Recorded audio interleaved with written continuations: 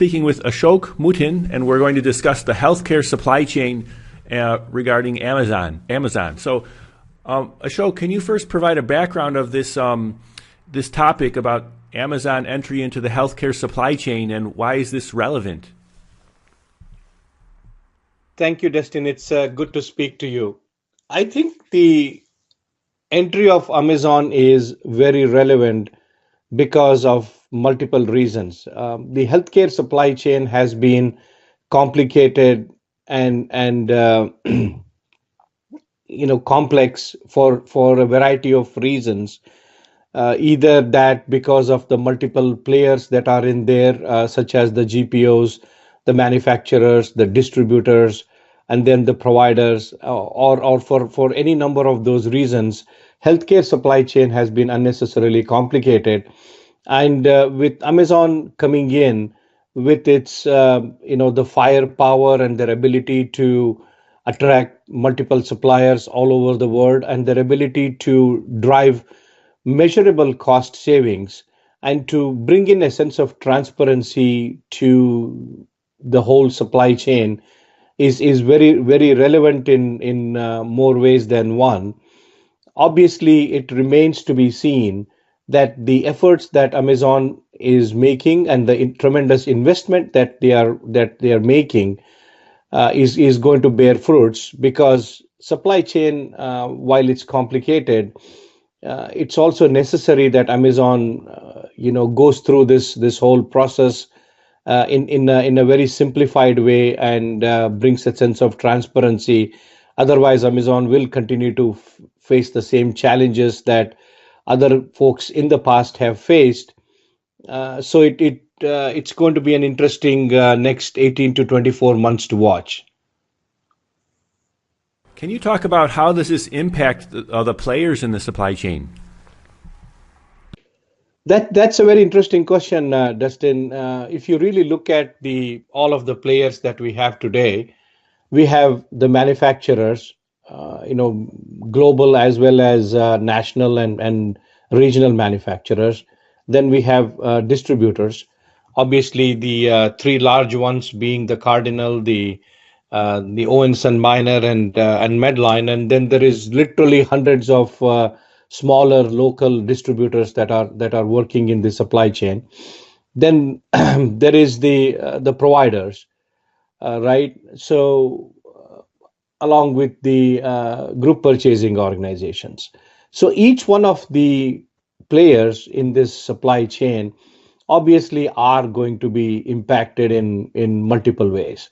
I think the biggest impact is going to be on the group purchasing organizations, because as we have seen over the last couple of months, or almost a year or a year and a half, the significance of the GPOs continues to decrease, and their value continues to be questioned.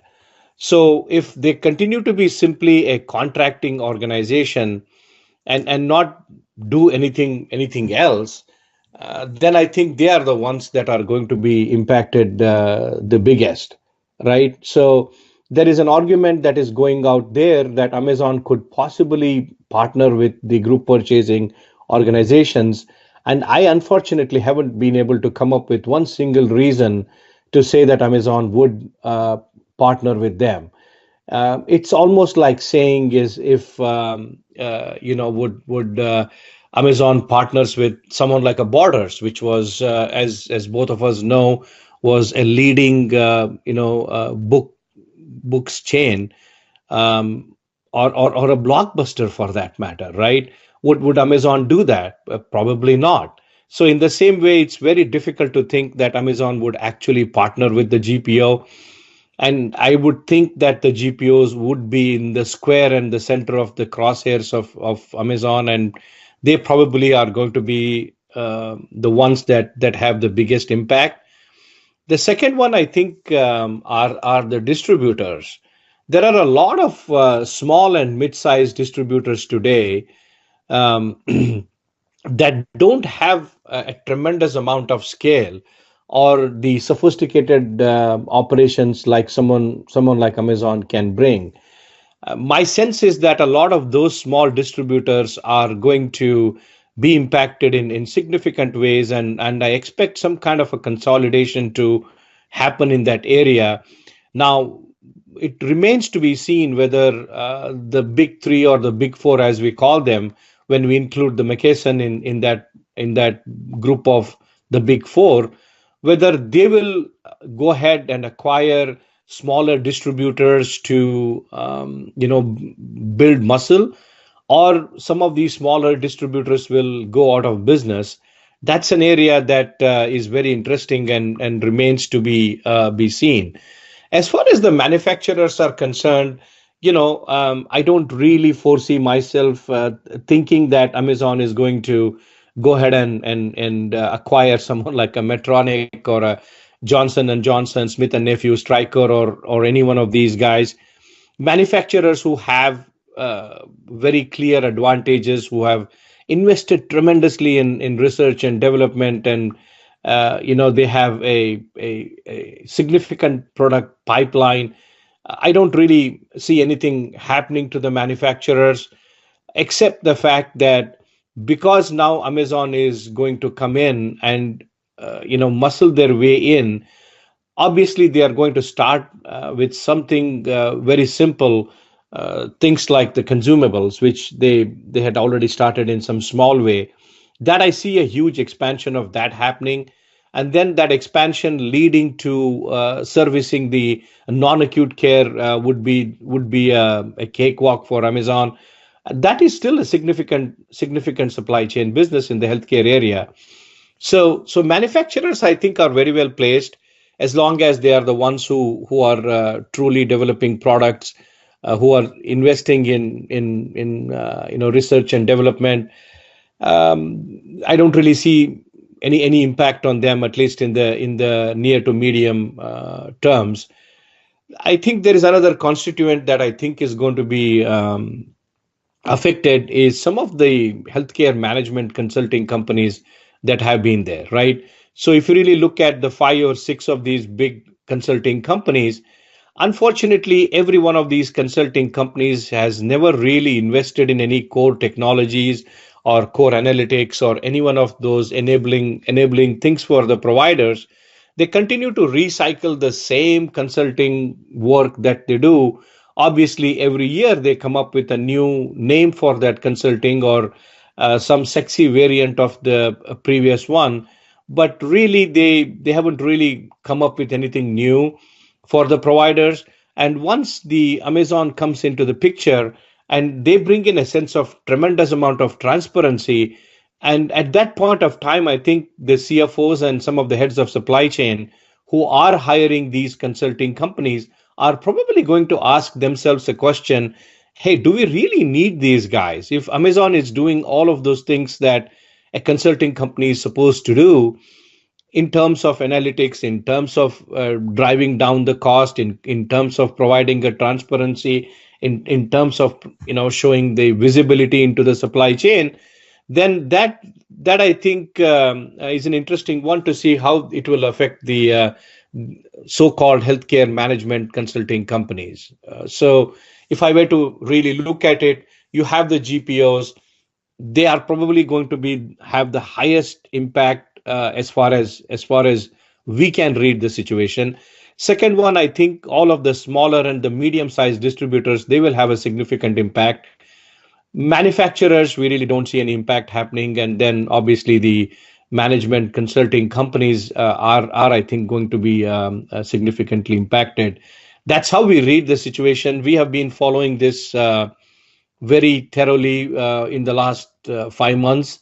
And Amazon obviously has created multiple pilot programs based upon publicly available information. And they seem to be in a very good position. And also, as you are very well aware, Amazon has hired some of the best and the brightest from the group purchasing organization. What that means is those guys are going to bring tremendous amount of knowledge, tremendous amount of insights into the inner workings of the group purchasing organization. And by leveraging that knowledge base, leveraging that insight, I have a feeling that Amazon will attack the GPOs very directly. Is there any more you can say about some of the things the affected parties should be looking at? Absolutely. We have always talked about this very openly, and I have personally expressed my opinion multiple times. GPOs did have a huge opportunity to reinvent themselves. I still think the window of opportunity is not closed entirely, but it they really have to think about literally re-engineering themselves, transforming themselves into more of a technology company, more of a platform company, more of an enabler than they are today. As we all know, majority of the expertise that the GPOs bring to the table is all in the contract management area. Having said that, now if Amazon were to come in and bring in a new paradigm, a new business model, I don't know how valuable is that just the contract management capabilities. But if leveraging all of the data that the GPOs have, leveraging all of the insights that they have about the buying patterns, the demand curves, the highs and the lows, leveraging all of the relationships that they have with the providers, GPOs could probably reinvent themselves. I still think that every day that they don't do it, the time is clicking. But if they were to really think outside the box, if they do some kind of a constructive destruction within their own organizations and are willing to let go of this 4% commissions that they easily get, then I think they do have an opportunity to put up a viable competition to someone like Amazon. What that also means is the GPOs would have to partner with a technology provider, maybe someone like ourselves, and create this what we call or what we've been evangelizing as a private marketplace, and that private marketplace could put up significant competition to Amazon because while Amazon is very capable, has significant amount of dollars to invest, almost unending supply of capital, but Amazon still needs to learn the complexities of the last mile of the supply chain, which is integrating with the provider systems, working around the recalls and the replacement, physician preference items. These are all the areas that GPOs have tremendous amount of expertise and insight. They could leverage all of that, package that into a platform, and if they were to take that platform to the market and be bold enough to say that we will not anymore depend on the 4% commissions, we will go ahead and create a new paradigm, then that's a good opportunity for the GPOs. Now, as far as the distributors are concerned, I mean, it's tough to compete with someone like Amazon when they come with all their guns blazing, and they have such sophisticated infrastructure. They could easily bundle their Amazon Prime subscription to serve all of those non-acute care facilities, whether they are owned by an IDN or they are independent entities out there. Amazon is going to come in heavy and high. So the only way that the distributors could do is to probably band themselves together and create some of these coalitions and gain in strength in terms of both their ability to get mass and their ability to reinvent some of their operations. Because if Amazon comes in and brings in the drone technology and turns the distribution upside down by bringing in just-in-time systems, then it's really going to be a tough battle for the smaller distributors. The big guys I guess they will survive because they have already very strong existing relationships with the providers, and the providers have been locked into multi-year agreements with the distributors. So they still have a about probably a a 10 to 12 month window to react to be able to put in a viable competition for Amazon. Question is, can you discuss some of the challenges that these other parties will face? It's going to be significant challenges, Dustin.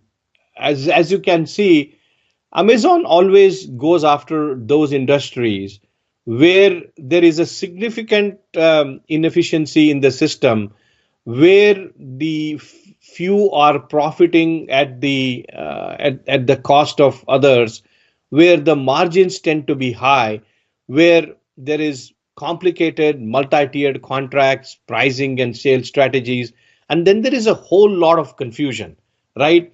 And if you look at the healthcare industry and the healthcare supply chain, all of those factors are there. So if Amazon were to look at one industry that is huge, that it is it's a viable entry for Amazon. So each one of the constituents, each one of the affected parties would have to look inside themselves, and every one of them have to, to use the old word, cliched word, think outside the box and be able to say, evaluate their core strengths and weaknesses, and be able to design some kind of a mechanism to put up a viable fight with Amazon. It is very obvious that each one of the constituents, leaving apart the manufacturers, will become more of a technology company than they are today. It's not about owning how many trucks do you own, how many distribution centers do you own, how many drivers do you own, and how they are located.